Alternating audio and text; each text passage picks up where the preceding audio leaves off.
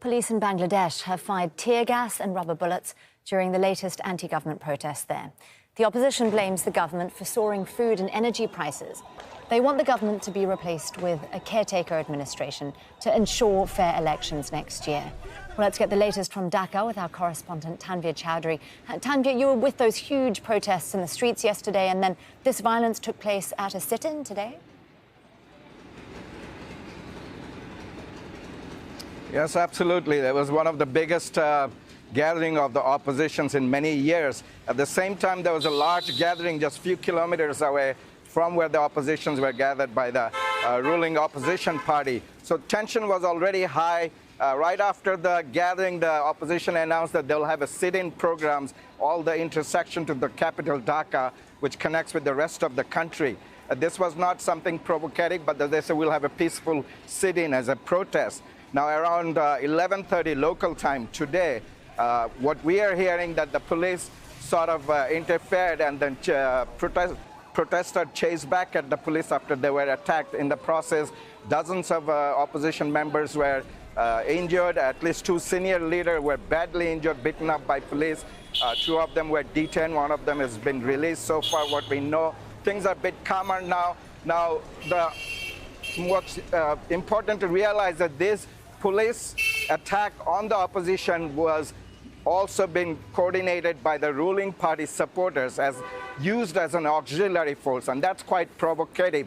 People were expecting that to happen because the ruling party has been threatening that we will deal with you in the street in our own way. Well, Prime Minister Sheikh Hasina has been in power now for, 14 years?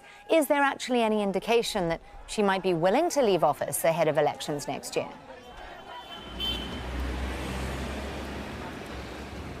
Highly unlikely. She's very adamant. She's counting on her economic success. Bangladesh did have a very good economic growth since she came to power, started slowing down after the pandemic since 2021. And now the economy is really suffering. The food price is high, inflation is high, energy cost is high. A lot of these people who go in this opposition protests are actually ordinary people. They're fed up with it. People's salary hasn't been increased. At the same time, the election is on the horizon, the end of this year or probably January next year. So there is a big election mania. Typically here, people do not trust the ruling party to conduct the election. We have precedent here of election being conducted under neutral caretaker administration. And if you ask in the street, most people would want that. But the government said it's not in the Constitution. They got away with it, and she will stick to having an election as per Constitution, she said. Although there's been a lot of international pressure from the US, the EU, and the UN telling the government to have a peaceful election. Even day before yesterday, 14 congressmen wrote to the UN that there should be observer in this election in Bangladesh, and certain elite forces of Bangladesh should be barred from taking part in the peacekeeping operation. So a lot of pressure on the government to have a free and neutral election.